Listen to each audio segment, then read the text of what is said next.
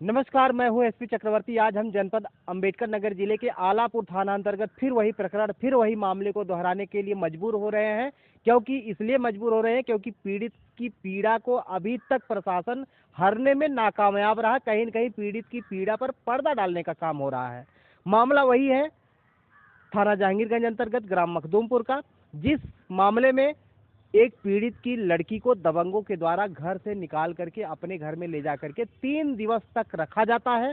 इसके बाद जब वह पीड़ित व्यक्ति अपनी पत्नी के साथ जा करके उस दबंग के घर कहता है कि भैया हमारी बिटिया हमको वापस कर दो, तो वो लोग, पूरे परिवार के लोग एक साथ लामबंद होकर के पीड़ित को लात घूसों से, लाठी डंडे से मारते पीटते हैं, लहूलुहान कर देते हैं। लहूलुहान होने के बाद जब पीड़ित को कुछ नहीं दिखाई देता है तो जहांगीरगंज थाना अध्यक्ष महोदय की शरण में जाता है और जहांगीरगंज थाना अध्यक्ष महोदय को अपनी तहरीर देता है। तहरीर पर कार्रवाई क्या होती है, वो जाकर के पीड़ित बताता है, साहब हमारी बिटिया को कुछ दबंगों के द्वारा अपहरण कर लिया गया, अपहरण करके अपने घर में रख के दुराचार किया जा रहा है। हमारी बिटिया की उम्र 16 साल से कम है, जो कि नाबालिग है। उसे बहलाया फुसलाया जा रहा है, उसे तरह तरह की बात बताई जा रही है, उसे तरह तरह के प्रलोभन दिए जा रहे हैं। अभी उसका भविष्य अधर में है, वह कुछ सोचने समझने निर्णय लेने की क्षमता उसके अंदर नहीं है, क्योंकि हम उसके माता पिता हैं।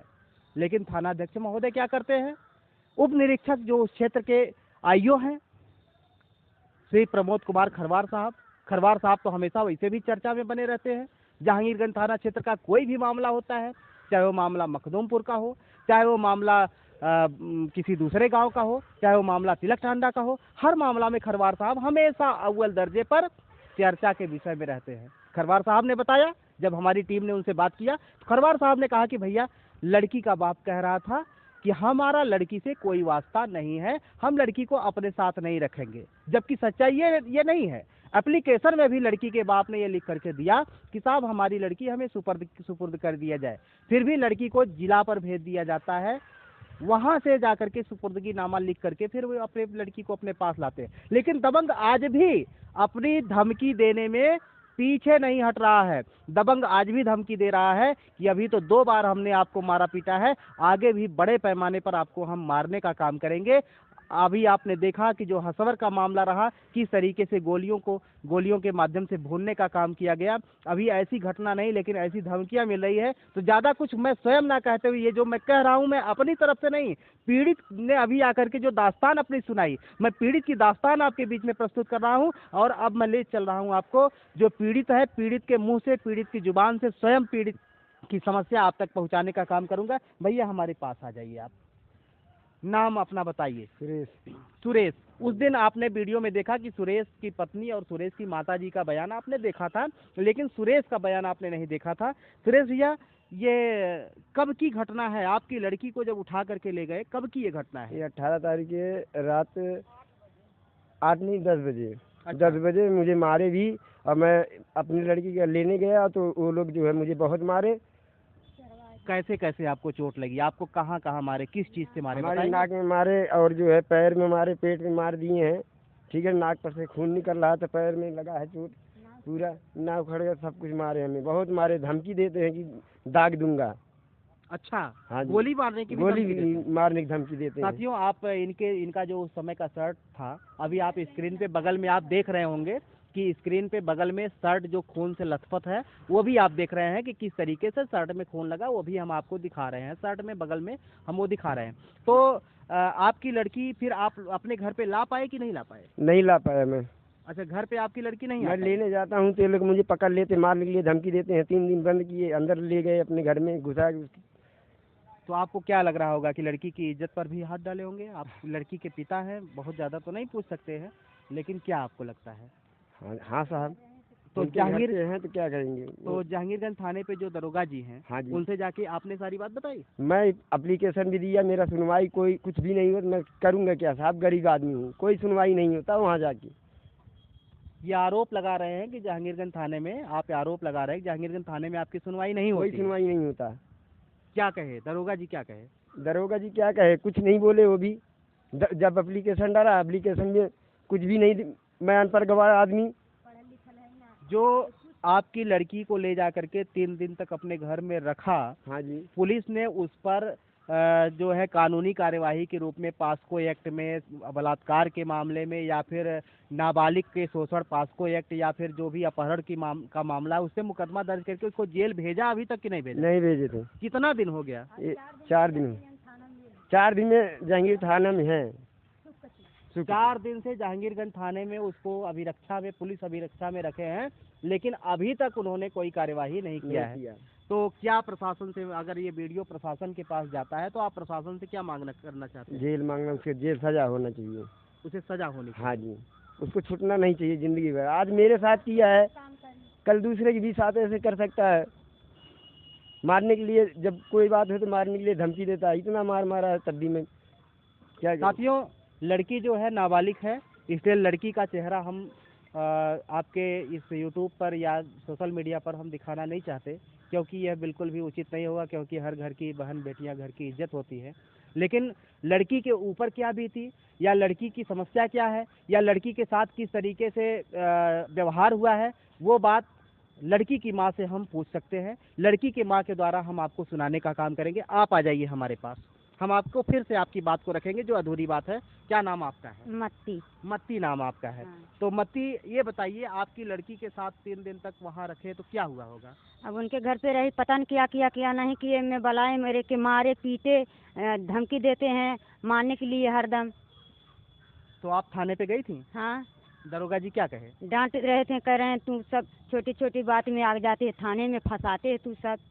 मतलब लड़की आपकी 3 दिन तक थाने में रही। आपने हाँ। देखा, पिछले वीडियो में भी आपने इस चैनल पर देखा होगा, तमाम चैनलों पर देखा होगा कि पूरे गांव के लोग कह रहे हैं कि ये गलत है, उसने गलत किया है। इनके घर की लड़की को मात्र महज 100 मीटर की दूरी पर उसका घर है, 100 मीटर की दूरी पर रहने वाला व्यक्ति किसी की बहन बेटी को ले जाकर के अपने घर में जबरन बतौर पत्नी के रूप में रखने की कोशिश करता है, उसके साथ संबंध बनाने की कोशिश करता है।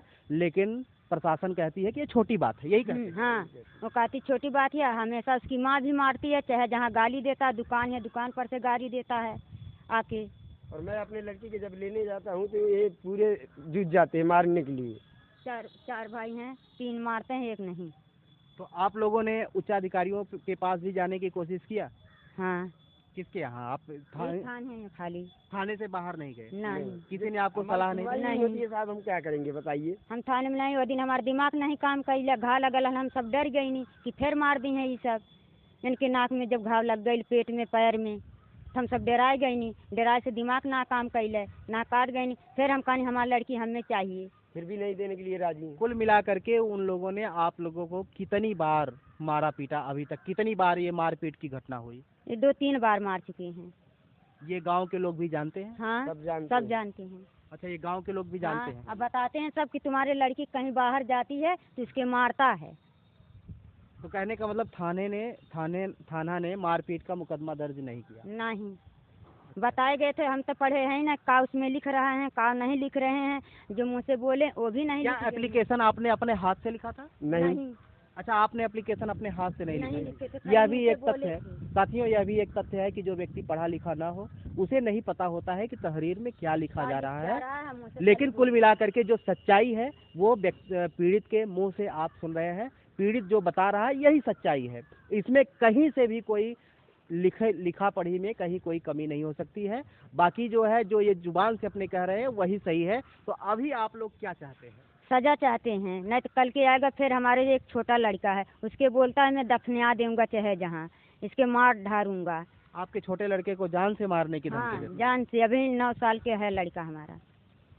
अब सवाल तो यही बनता है कि अब मैं तो खुद, मेरे पास शब्द नहीं है कि मैं किस शब्द से प्रशासन की तारीफ करूं कि या प्रशासन को कुछ कहूं। मेरे पास अल्फाज नहीं है। आप वीडियो देखने वाले कमेंट में अपने शब्दों के द्वारा बता सकते सारी हैं। रात खोजे, हम सब नहीं पाए। वो झूठ बोल रही कि मेरे घर में नहीं थी, उसकी जो बड़ी बहू है उसी के घर में रखी थी। और सवारी रात भर बंद करे, मैं जाके बोला कि है लड़की, हमें दे दे, कह रही नहीं है। सुबह जब 100 नंबर बुलाई है तब घर में से लड़की निकाली है, और जो लड़की को सब सिखाए हैं वही लड़की बोल रही है। अब आखिर हम कह भी क्या सकते हैं? ये समाज किस दिशा में जा रहा है, हमारा देश किस तरफ जा रहा है, हम क्या कह सकते हैं? कहने के लिए हमारे पास शब्द नहीं है कि हम प्रशासन को क्या कहें, किस भाषा में कहें। जो उप निरीक्षक श्रीमान प्रमोद खरवार साहब हैं, जो जहांगीरगंज थाना के दरोगा जी हैं, उनको हम किस भाषा में, किस शब्द में, किस लहजे में उन्हें हम क्या कह सकते हैं कि किस तरीके से पीड़ित के साथ अन्याय हो रहा है, ये आप देख सकते हैं, ये आप समझ सकते हैं। तो दादी हैं बगल में, आपकी माता जी हैं। माता जी आइए, आप भी क्या कुछ कहना चाहती हैं? ना भैया हमारी हिम्मत ना है, वो वही सब जो हो गया। तो आप क्या चाहती हैं? आप ही क्या चाहती हैं कि जो हमार बहू बेटा कहते हैं तो हम चाहते हैं। आपके का लगत है कि वो सब आपके साथ लड़का के मार पीट सके ना बहन फिर से? हाँ बिल्कुल बिल्कुल मार सके नहीं, चाहे जब चढ़ लेना 4 जने 5 जने, हमारे घर के मर्जी मर्दारी नहीं है। 4-5 जने हम घर का अकेले हैं अपने। तो साथियों, अब बहुत लंबी बात ना कहते हुए हम यही प्रशासन का ध्यान एक बार फिर से आकृष्ट कराते हुए इस समस्या की तरफ ये चाहेंगे कि इनके साथ न्याय हो। इनके साथ जो अन्याय हो रहा है, अन्याय को रोक करके न्याय की तरफ हमारे भारतीय संविधान में ऐसा प्राविधान है कि चाहे वो किसी भी वर्ग का हो, किसी भी तबका का हो, चाहे अमीर हो, चाहे गरीब हो, चाहे छोटी बिरादरी का हो, चाहे बड़ी बिरादरी का हो, किसी भी प्रकार का जातीय भेदभाव ना करते हुए, किसी प्रकार का आर्थिक भेदभाव ना करते हुए निश्चित तौर पे सभी के साथ न्याय होना चाहिए। आप हमारे साथ बने रहें। हम हैं एसपी चक्रवर्ती।